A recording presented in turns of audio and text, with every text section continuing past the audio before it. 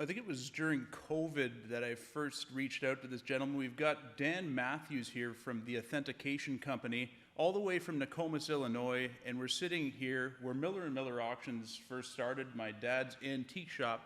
Ethan and I restored it probably, must have been over 10 years ago now, and it's empty, makes a great studio for us to talk about this collaboration that we've been talking about for a while now. And Dan's here. We had the pleasure of spending the day yesterday together at our facility in New Hamburg, and he's here from the Authentication Company. Now, tell us a little bit maybe about your past, Dan. How I got here? Yeah, how you got here. I got here. I started out life on a farm in rural Illinois. I've been I was a livestock and grain farmer, and not later in life, around my 30 years old, I started getting interested in antiques. And I started doing antiques as a way to get away from the farm. I have a hard time not looking at the public, sorry. Right. And what it was I just got to the self where I tried to expand my farming operation too much, and I burnt myself out trying to do it all by myself. And I got into antiques. Mm-hmm. And with farming, you're always relied on the government or the weather. Right. And the harder you work, it doesn't really matter. But when you're in the antique business or auction business or authentication business, the harder you work, the more money you make. Right. And the more connections you make. And I always like science and learning and stuff. Like that's what the whole antique, it's history. And whether it's signs or pottery or Egyptian stuff or whatever it is, coins, it doesn't matter. It's about collecting. And I just got into that, and I worked for a local auction company, and they talked me into going to auction school, and I started doing that. And in 2000, I used to do all antiques and collectibles in the States for this company. And I started, in 2000, I got my first gas and oil auction, or petroleum auction, whatever you want to call it, antique advertising. And so what made our auction company different than most back in the day, this is pre-internet, or right at the time we started doing online bidding, is I'd go out and buy every book I could on a subject. You know, if I got a collection of milk glass, or if I got a collection of Roseville pottery, or whatever it was, I went out and found as much as I could about the stuff so I could describe it right, so people would buy stuff from us. They felt confident about it. Not that we usually guaranteed everything we sold, but it was like that wasn't a thing back then. It was like the auction business used to be as is, where is. No warranties expressed or applied, which I think that's something to hide about. That's because auctioneers didn't do their due diligence to find out what they were doing. Of course. What their product they were selling. Mm-hmm. I think that was more for cars and tractors and stuff like that, because they couldn't warrant the engine. So anyway, fast forward, I started doing the gas and oil, and this auction brought like twice as much or 3 times as much as I thought it was. It brought way over what any antique sale I ever had. Mm-hmm. So I went to looking at the market. This is like when Google first started coming around, and the only people doing it was big car companies, right. big antique car companies. So basically, I just went after the market. I started going to all the shows and meeting all the people and shaking. I call it shaking babies, kissing hands for a living. I'm a politician that doesn't have to worry about my skeletons in the closet. Sure. So I just started doing that, and I worked for a company called Almond Auctions for 9 years, and then I decided to go on my own. I had my own company for 6 or 7 years, and after that I went to work for a company on the East Coast called Morphe Auctions, worked there for 4, and then worked for RM Sotheby's for a year or 2, and decided that I can work with people, but I can't work for anybody. At the same time I worked at RM, me and a friend named Joey Whiteside, he was never an auctioneer, he's always been a dealer or a collector dealer. Mm-hmm. We went to a mutual collector's friend's wake in Colorado, and on the way out there, we said we ought to start up something that we can guarantee people they know what they're buying. And it's funny you mention that, because it would have been probably 10, 15 years ago. I remember having a conversation with some collector friends of mine locally, and we started talking about how a lot of these collector markets are so mature. Like you look at coins and comic books and baseball cards, they're at the point where you've basically got graded product that's coming to market, and if it's not graded, it's really not bringing the money that it should. And at the time we had said, well, what's holding anyone back from grading these signs that are becoming so popular? But again, the sign market at that point was not nearly as mature as a lot of, people have been collecting coins for hundreds of years. One thing I want to say there, though, is when you said something about coins and cards, they're grading the cards. We actually grade them, and yes, you grade signs too, but we can't guarantee a grade. Right. Because as soon as I put a 9, I rate things 1 to 10, and nothing's a 10. So if I rate something a 9, that means there's no chips in the field. Well, the guy can take it back to his place. He can slip out of his hand and drop it and damage it. So the grade changes because we're not slabbing or we're not encasing anything yet. We did a little bit of that, but that's in the future maybe. So the thing about it is that the authentication company is guaranteeing the item is original. Yes. It's an original item. So, the grade is subject to people, but we can't guarantee it once it leaves after I do it. I understand. And people always want to know the grade, and I said that's what I graded it when I had it when it was in my possession. These items change, age over change, time. but, that's the difference between coins. And something about the coins was let's say 30 years in the United States anyway. People told me this in the coin industry because I used to hire a guy when I worked at Almonds to do the coins we got out of the states. Mm-hmm. And he told me until they started the state quarters, like now when they change the quarters where they have a different state all the time and stuff like that, right. That really rejuvenated your more low, I shouldn't say low end, but your novelist coin collectors. Mm-hmm. Because they said they started collecting all these states because they wanted to get pristine coins and all that kind of stuff. Yep. And that really for the common person it started that all up again. And then I think grading, just like with this with TAC, there's people that I've been in the antique advertising business for basically gas and oil, petroleum and automobilia since 2000. And there's still people that, I'll be 64 this year. There's people that are 20 years older that were my clients back then, okay? Well, they don't see the value in this. And not that they're not trying to be, not that I don't know anything. They don't see the value in it because they know what they're doing. Right. But what I keep telling people about this is the new person that wants to start collecting. I don't care if you're buying a $200 pump plate or you're buying a $20,000 sign, a red Indian sign. It's a new collector that wants investment grade stuff. They don't want to have to do all their due diligence and to figure out what everything about it is. So they want to be able just to buy something that's already done. That's right. Yeah, and when it's just like that graded coin. You said this is not it's authenticated. So when they pull it out, that there's no question about being authenticated. Takes any uncertainty out of the right. equation, and that's one of the main value adds that Ethan and I see to offering TAC authenticated product through Miller & Miller Auctions is the fact that yes, as you say, there's the mature end of the market, the buyers that have been buying and selling for 20, 30 years, and they can look at a sign the same way you could and have the level of confidence that the sign is authentic.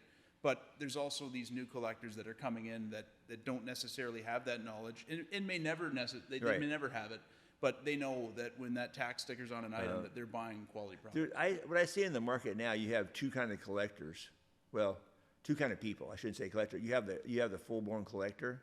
Well, first you have a hoarder, you have a collector, and then you have a investment person. Yes. And then we never had the investment people until the last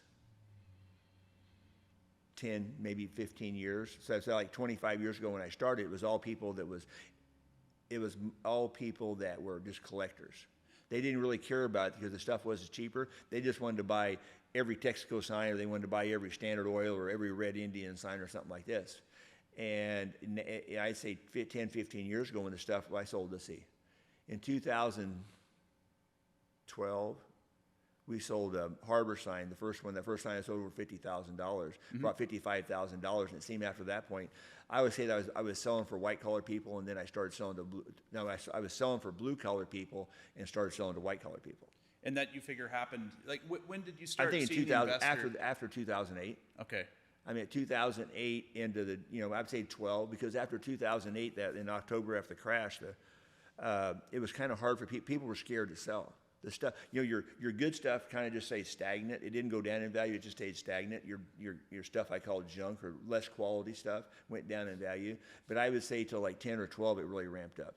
So like, I'm just looking over here at the book. This is Dan's book, The Fine Art of Collecting and Displaying Petroliana. He wrote this book. What year was it? 10, in 2010, 11. And there, on the cover here, we've got a Musco gasoline sign, one of the most iconic American gasoline signs. What sign, you sold that sign at one point, or you were part of an auction? The first time I sold that at Almonds was in 2001. We sold it for $20,000, and everybody said that was the top of the market, and it was going to be downhill from them. What did it bring? Well, when I did the book, I valued it at $50,000 or $60,000, and then I actually sold one privately for two collectors for $75,000 in about 2012, and I authenticated one for an auction company in South Carolina, and I brought 1.1 with the buyer's premium, million. 1.1 million. Million. So which that I gives think you an that was, I idea. think that was the top of the market. What do I know anymore? So, that's, it's just, that's where the markets went. There's a lot of things like, I don't really have the examples, but it's like a regular Texaco pump plate. They used to, when I started, they were $25 and $50 because they're everywhere. Well, now they're $400 when they're in perfect shape.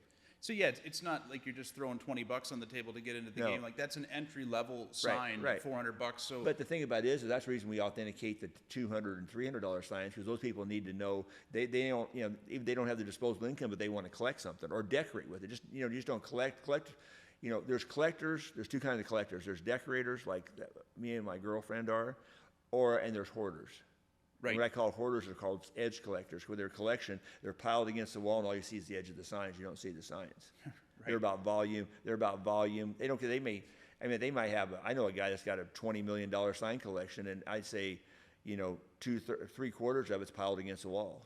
So I've always, I mean, it's when you look at collectors, yeah, people collect for different reasons, and I always look at the people that collect comic books and baseball cards. Yeah. You've got, so for comic books, for instance, and baseball cards, you've always got a series, or generally what exists, what's out there. So you could complete the whole run for the Topps 1967 set or whatever it is. You can complete that run. Whereas the beauty with signs, and what I love about signs, there's signs coming to market that we've never seen before. There's stuff every they're day. finding every day. Well, I just seen stuff up here because Canada had, they use the same kind of advertising, but it's different companies, and they didn't. And, a lot of the companies in Canada didn't market up in the United States, and vice versa with small companies in America didn't market in Canada.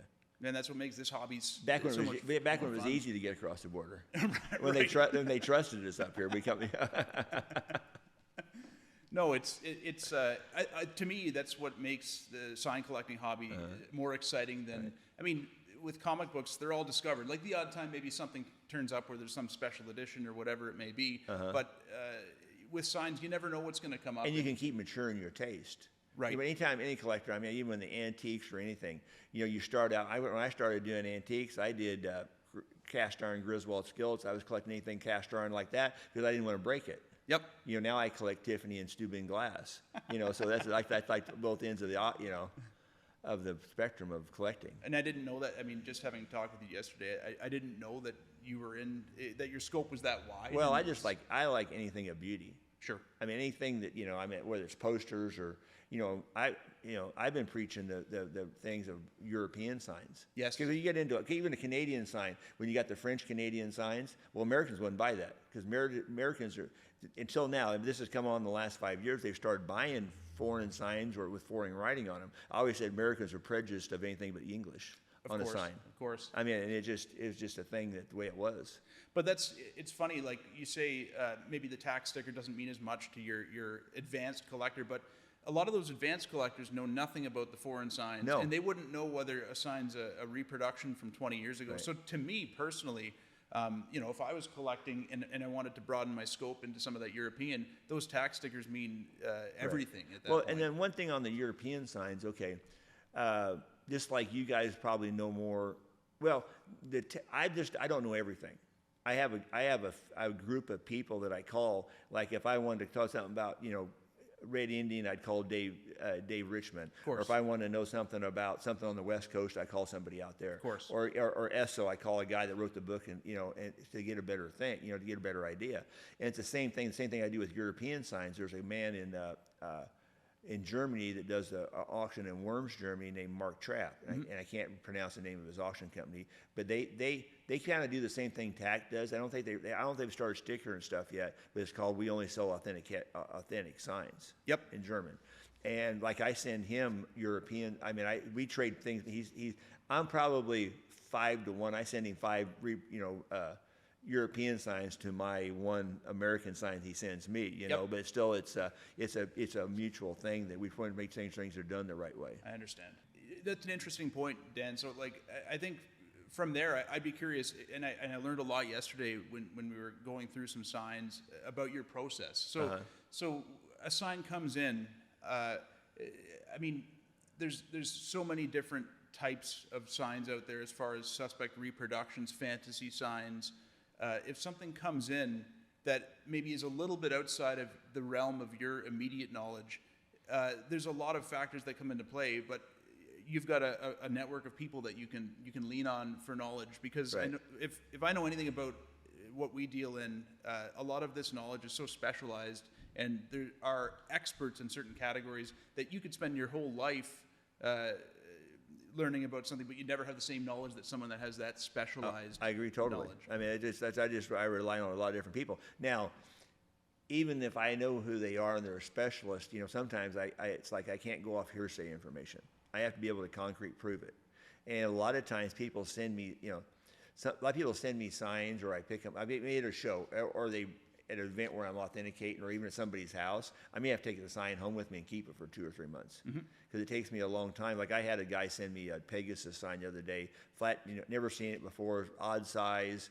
It tested right and this kind of stuff, but I just couldn't authenticate it because I thought something was off on it. Well, 3 months later, I'm looking through, I got a bunch of European sign books. I was looking through a European sign book. Well, right there it was a sign made in 1935 in England.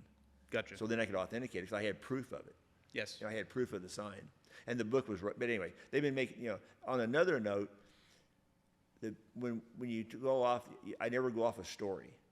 I don't care whose great-grandpa had it or whatever it was. They've been making reproduction signs since the late 60s. Yep. Early 70s. And that was all and it wasn't, and all those early reproduction signs were not made to be, to fool somebody. Right. They were made for like the Model A Club, Model T Club, the Auburn Car Club, Duesenberg. Well, Duesenberg never had a porcelain sign, but never had a sign besides wooden signs that we can find out. Yep. But there are things like that, and a lot of them are made for clubs, Franklin Club, different clubs like that. And people, they're made out of porcelain, they're made very well, and they were made 50 years ago. So that's the biggest challenge, and we found that out when we were looking through your stuff, for the auction. And some people, I mean, if they don't understand exactly what it is that you do, they'd say to me, "Oh, is it as simple as?" Because there are tools that you use in addition to the knowledge that you have and the people that you're connected with. But there's a specific tool that actually measures rates of certain types of chemicals within the paint and surfaces of porcelain and metal signs. Now, it's not as simple as just putting this onto the sign and it doesn't flash good or bad. Yeah, exactly. It's just a tool to be used, and you look at the numbers that you're given, and they factor into everything else. What the age of the sign should be. Yes. What it should be. Okay. Because these signs, even though you might have a mobile Pegasus, and they made mobile, they've used the Pegasus. They started using it in South Africa as a white one in the 20s, but then they incorporated it in America like around 1930. So they've been using a Pegasus as a symbol from the 30s to 1967, I think. Okay. So that means there's that many different mobile Pegasus. So there's many different formulas of porcelain that could have been made over the years. Right. That's just like one example. But the other thing is, the biggest thing is I tell people this all the time, this may not, people that are never been around, I don't know if you guys have 4-H or FFA up here, which is Future Farmers of America. Of course. But we have, like agriculture stuff. So I grew up on the farm, so I always went to every 4-H thing and FFA thing I could. That way I got out of farming. I didn't have to work that. If I had something to do, like city kids are always wanting to go, I hope we get off school day. I said, I don't, I got to go home and work. Right. But we always had like judging contests. We had livestock judging, you had grain judging, you had soil judging. And when you do judging, you have to give reasons why you judge something away. You have these points. You have to give these 5 points with your explanation why you judge something. That's what you do when you do a sign. Yep. Some signs you have to look at, like that Pontiac sign we looked at yesterday. Yes. Well, 2 things. The A&M mark didn't look right, and it was on the frame, which they never put it there. So, those are 2 things those are 2 reasons, plus and the year on. There were just all kinds of things. Every sign individually, like from what I've learned, is its own case in authentication. And every company. And every company. Yep. And that's the thing. There are so many different sign manufacturers. Here in Canada, we had Porcelain and Metal P&M out of Aurelia. We had Vilas out of Montreal.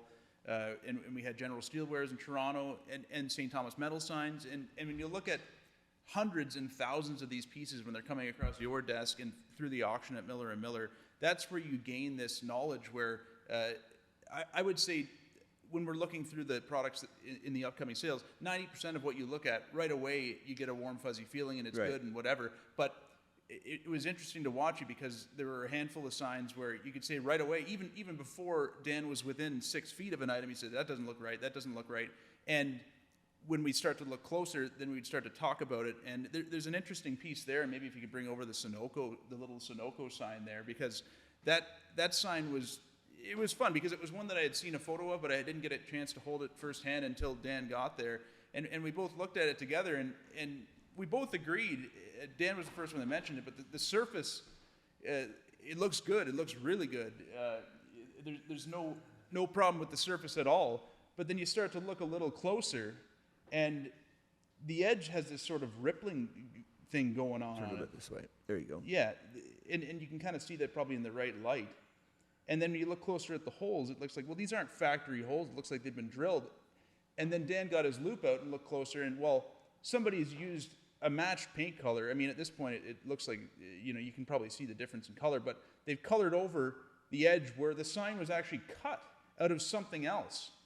And we think we're speculating the gas pump panel. I think it's probably part of what was the front panel of a 1960s or even maybe a little bit later gas pump. But the metal's old. It would probably test correct if it could pinpoint this within a certain era.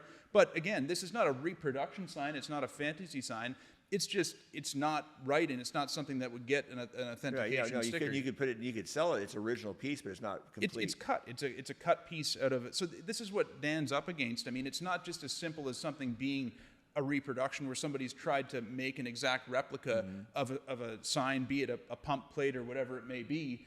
But there's other things. People are like you say, there are signs that were made for clubs in the 60s and 70s. So these signs have age, but they're just not period correct. They're made to look older than they are. There's signs that are complete fabrications, fantasies. Yeah, fantasies. And those can be, I mean, I'm just thinking from your point of view, but some of the hardest ones to identify because there's nothing to compare them to. If somebody does a really good job of making a sign to deceive, sometimes they'll make something a little bit different than what the original is, because then you're not just comparing these minute details to the other sign. And somebody could arguably say, like we said before, these signs are turning up new versions, different signs that have never been seen before are turning up every day, original signs. So, how good are these fakes getting? Do you see that, now compared to 5 years ago? No, there was a bunch of fakes made by a man with the initials DJ. I don't want to say his name, but in the maybe late 80s and 90s, and he was professional. And he was good at it because what he would do, he'd make 1 to 10 of these signs. He wouldn't make like 500 of them like they do when they come from India or China or whatever. He didn't make that many of them. And his stuff is just, it's most of it's fantasy, not all of it. It's like and the difference, people don't know, okay, you've got real signs, reproduction signs, and fantasy signs. Reproduction sign is like almost an exact copy of the original sign. Okay, a fantasy sign is usually made up by the person that does it, or it was a magazine ad, or it was a blotter, or some kind of piece of advertising. They copied the image and put it on a porcelain sign. It was never a porcelain sign or a painted sign. So that's the difference. That's when we say fantasy or reproduction, because people really sometimes they don't know what we're talking about. But so that's back then. So the wares that were made, the reproductions that were made in the 60s or 70s were made right here in the United States. I don't know where at, but they were made here. Well, then some of the best reproductions made today are still made here. I don't know where they're made at for sure, but they're made in the United States. They're not made in India, because I know how Indian signs test, and I know how. And there are another good places, Eastern Europe, like Romania, a bunch of signs back in the late 90s and 2000s. In the 2000s, I know people that ordered signs out of Romania. Is that right? Yeah. Okay. I mean, that's where they come from some manufacturer there, and they did very good quality. A lot of times, maybe the color's a little bit off or something like this. And then I know for a fact that in the 90s, Southwest Porcelain was out of Oklahoma. Southwest Porcelain, sign manufacturer, and they actually made a run of 42-inch car sign, like either 5 or 7 different signs, and there's a certain way you can tell them, but they still show up, and so that's just and they're made almost exact copies. But you just got to know what you're looking for when you see them, because it fooled the average person easy. Maybe if we could see the Diesel Chief plate that we've got over here. This is a known reproduction. It's a fairly sought-after plate, not quite as rare as some other ones that are out there, but there's a few details. Like this is an example of somebody that's produced a pump plate, like a gasoline pump plate here, to deceive, I would say. They put a maker's mark on it, made in USA, and a date here that you would see on an original pump plate, but there's a few things that we can pick out as identifying this as a reproduction. But you got first of all, the font the font on this down here is not right. You can tell it's a modern font if you look at it. It's a computer generated font. And then the second thing is if you're not familiar with a diesel engine, and diesel engine sprays at high pressure diesel fuel into the cylinder. Well, to mock this up, on the original ones it has spurts that go up here, like sprays. Well, this one here they just globbed it all in. And it's actually easy. Once you see that, you can tell the fakes from the not fakes. The detail lost, and but it's a porcelain sign. I mean, it's a porcelain sign. Now,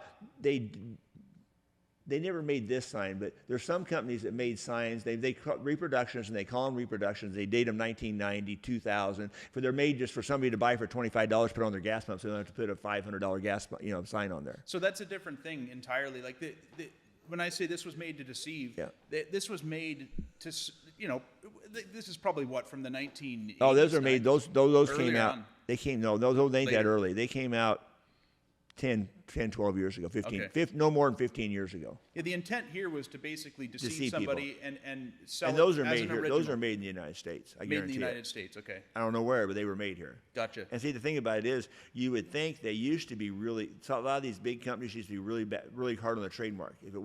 If somebody did their trademark, that they'd go after them. Harley Davidson, John Deere, Caterpillar used to be the worst. Now nobody does anything about it. Okay. I was at a show in Chicago back in early 2000s, and Harley Davidson, Caterpillar, can't remember which company it was. I think it was Harley Davidson. Mm-hmm. They came in with federal marshals, and they confiscated everything that didn't have a registration mark on it. Yeah, so I mean, and they didn't care who it was. Yep. Yeah, so to go back to the pump plates, like there are plates that have been identified as a reproduction with the markings on the bottom, and that's kind of a different animal. I mean, it's not there to deceive. No one would ever question it because it's dated sometimes as obvious as reproduction. Yeah, well, I'll tell you one of the best ones I see is back in, I don't know, this is in the 90s or 2000, Mobil authorized a company to make pump plates, the Mobile Shield pump plate, okay? Mm-hmm. Well, all of them, they made a bunch of different ones, but they all say licensed product of Mobil Corporation along the side here. Well, the first thing you do with, these people are trying to deceive, they take a hammer and chip all that off. It's that, and it's just, I don't know how many of them, I can spot them from across the room because they just chipped all that off. Well, and that's pretty typical. Like when you talk about, people often use the term Indian fakes. They're fakes from India. Now, they still manufacture porcelain signs there. Now, these signs are often damaged to sort of simulate in-service type wear, right. Where they're chipped on the edges and even distressed, like they maybe leave them outside for a summer or whatever it may be. And I see them throw acid on them or everything. Anything you can do to make it look old and authentic. Right. But those signs, it doesn't seem like they've got a whole lot better from, say, 5 or 6 years ago. They don't cost much to produce, and they're just, it's just people. A lot of people, they get them from India, and they cost them $20 or $25, and they sell them for $100. And it's like it's not the first person that buys the Indian signs most of the time; it's the third or fourth person. Of course. Now, to that point, where are these signs like leaking into the market from? I mean, all the ports. Okay. They don't care. But as far as where's someone gonna buy? Someone gonna get stung? Like a collector gets stung with a reproduction? Oh, at a flea market. A flea market or eBay.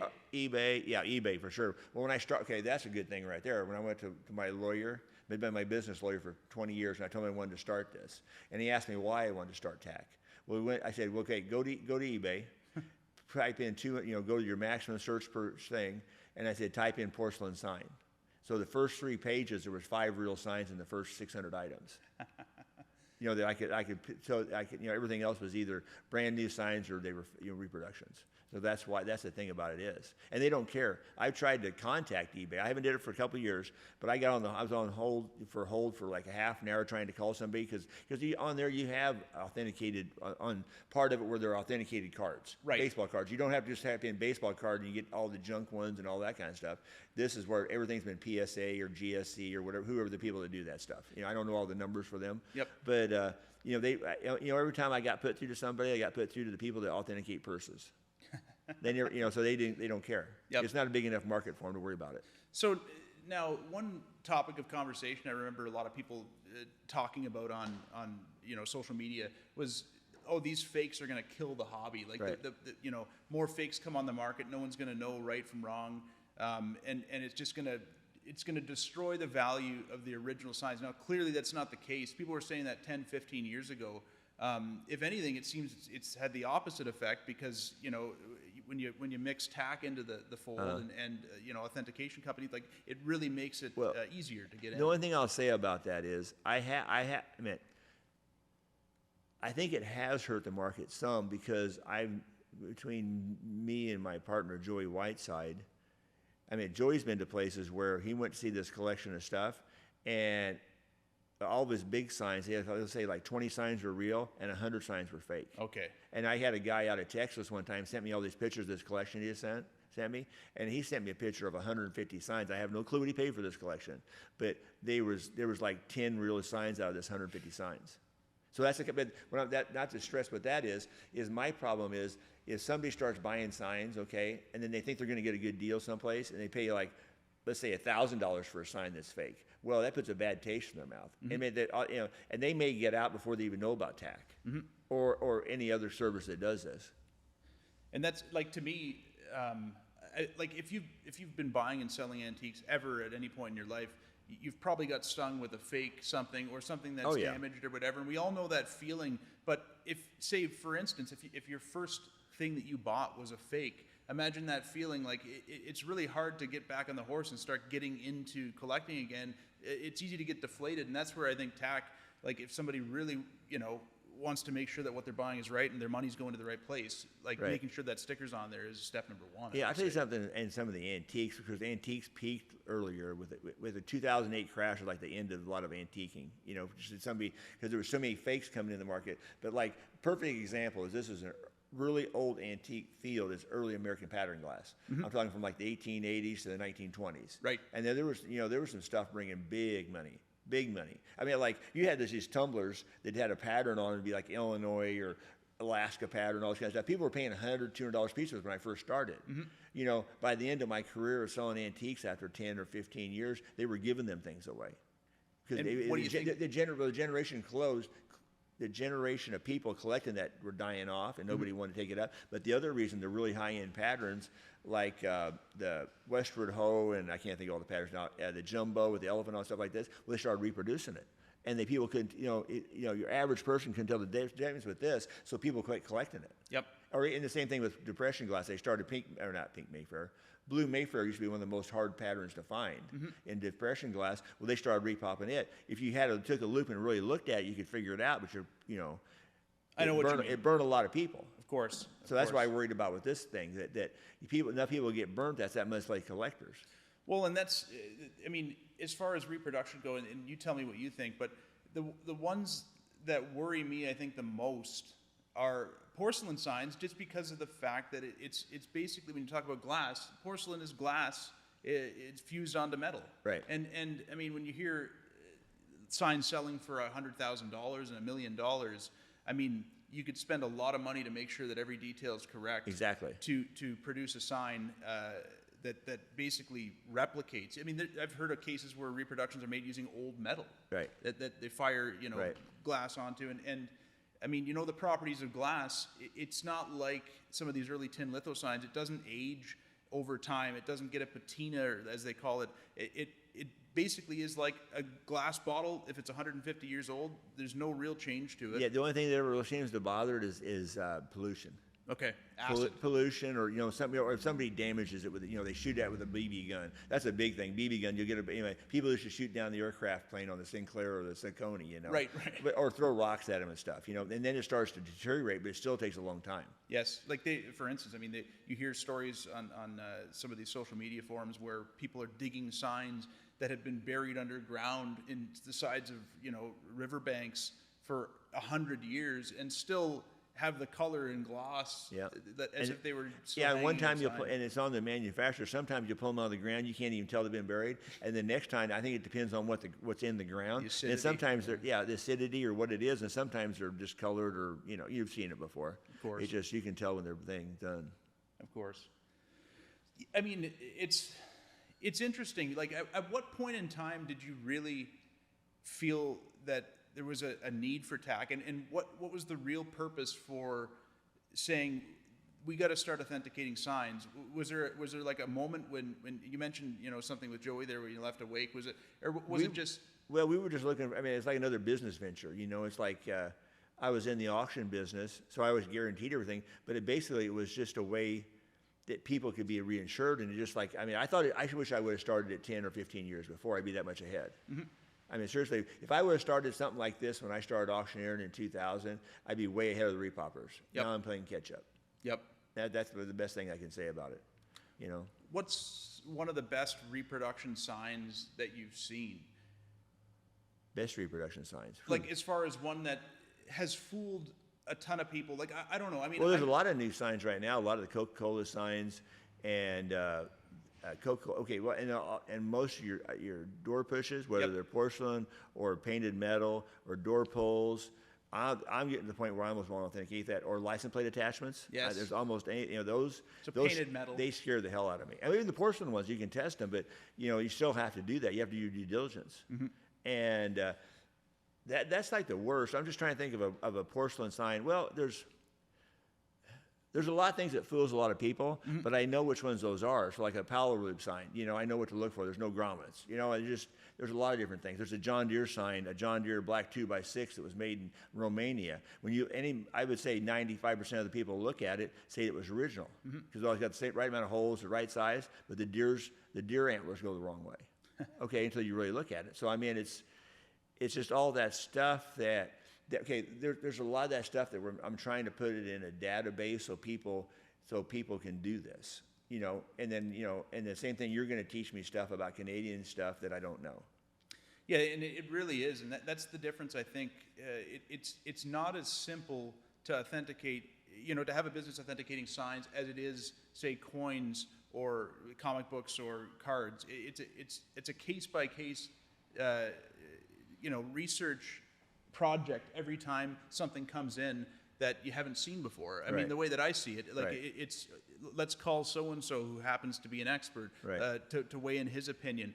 Have you seen, is there any original of this that exists? I mean, and sometimes, I mean, there's a lot of stuff that probably comes across your desk that right off the bat you know and are willing to sticker, but there's signs that, as you said, you could have to hang up on your wall and live with for a little while, or spend hours researching, trying to find examples. So, I mean, even like I look at your book, I mean, that's invaluable as a resource for somebody who is just starting off collecting, to have, you know, hundreds of photos of original signs that are confirmed. Well, that's about the TAC website. Like if you're a member and stuff like that, then you can go in there and pull pictures up and compare them to the sign you're looking at, whether it's on your phone or what it is. You know, you pull the picture up. And I tell you, when the first time I ever used my website at a show was the first year it started, okay?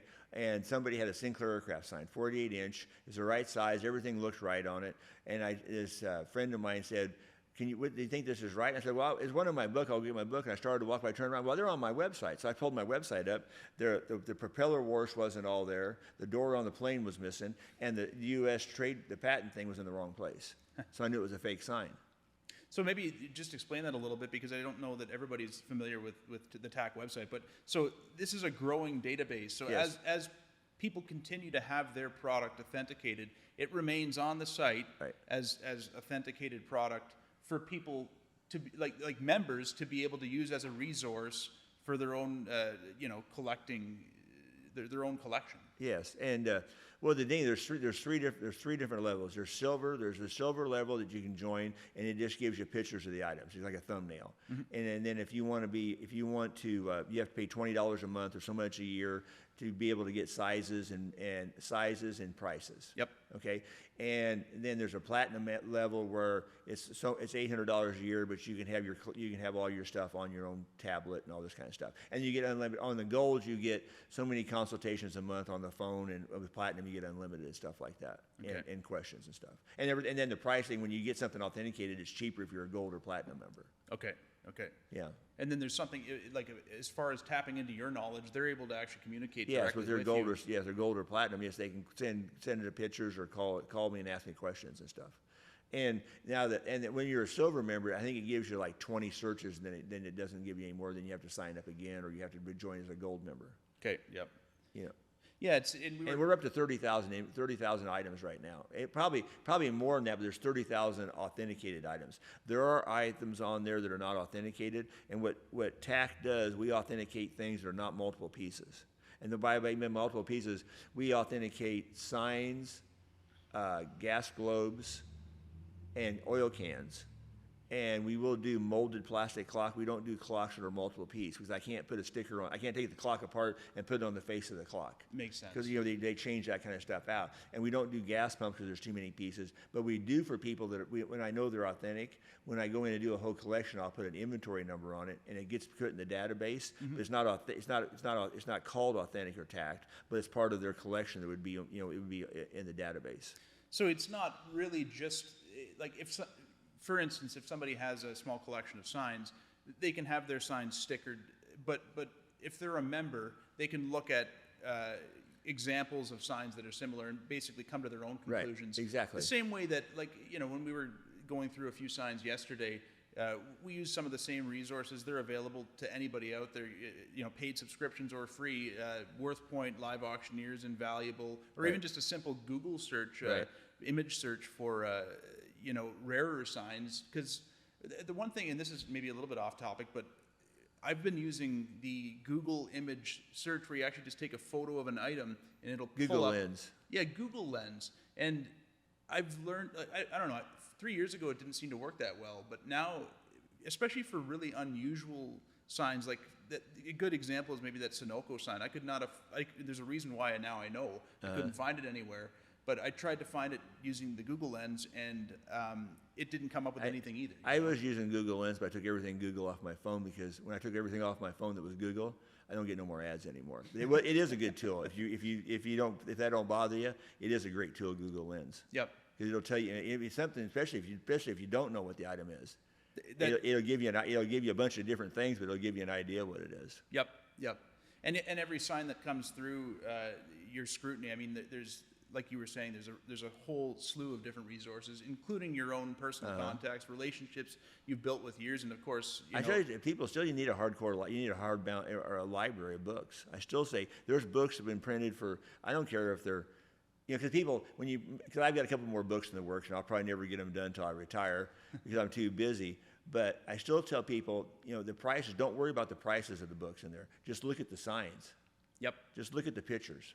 Well, I can't, you had mentioned it at one point as well, in regards to the value that these resources have. Like, there are signs in this book, just flipping through it yesterday, that I know are not, there's no images available on Live Auctioneers and no sales results at all. So just having that and knowing the next time I go to a collection, it's basically, if I can recall it being in the book, it's just adding to my own knowledge. Something I was just thinking about when we were talking about the book. In the book, I rate them for rarity. Yep. We may want to do that on the TAC website. Yeah, of course. I never thought about that. When people look, that was just like something come to my mind there. Well, that's real knowledge. I mean, rarity is something that it just takes a long time to learn how rare something actually is. Mm-hmm. I mean, if you haven't handled thousands and thousands of, say, Texaco pump plates, how are you going to know how rare the marine version is?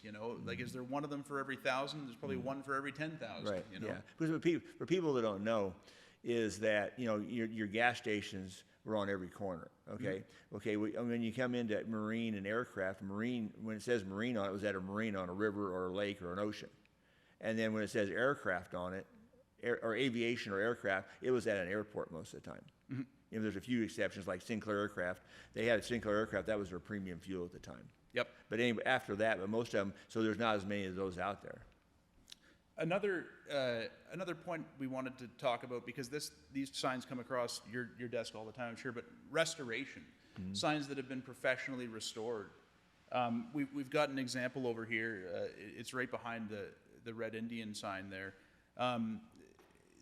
When a sign's been fully restored, you can't apply a TAC sticker to it when it's been completely clear-coated and restored. It depends. If I tell people all the time if it's a double-sided sign, just do one side, then I can do it. Okay. But if it's a single-sided sign, you need to give it to us first and have it authenticated, and then send it to the restoration, and then I can call it a restored sign. So I have a before and after, and I actually handled it. Gotcha. So this is an example of a sign. This is a painted metal sign, but this side of it here has been completely restored and clear coated, and it's a double-sided sign, so you can see on the other side what So the this restored can side. be authenticated. This could be authenticated. Because when you just put in the because it's got- description, you rate both sides, and you just say it's been professionally restored on one side. And correct me if I'm wrong, but the reason that you wouldn't be able to sticker this sign if it were restored on both sides is because there's no way of knowing what's underneath clear coat Yeah, well, and I it's can't. painted. Even if you got a picture of it, I can't go off hearsay information. Gotcha. I just can't do that. Yeah, so this has been completely painted, and it's been clear coated over the entire surface. So like it's basically sealed off. We don't know what's underneath there. For all we know, I mean, we know that it's the same as this side, but the reality is it could say something completely different. We have no could have. idea. And the other thing I'll say about this is about restoring signs. Only restore signs that are of very rare or valuable, or they mean something to you, because you'll never get your, out of a common sign, you'll never get your money back out of the restoration. Gotcha. You're better off to spend the extra money and buy a real sign as do that, unless it's a really rare sign.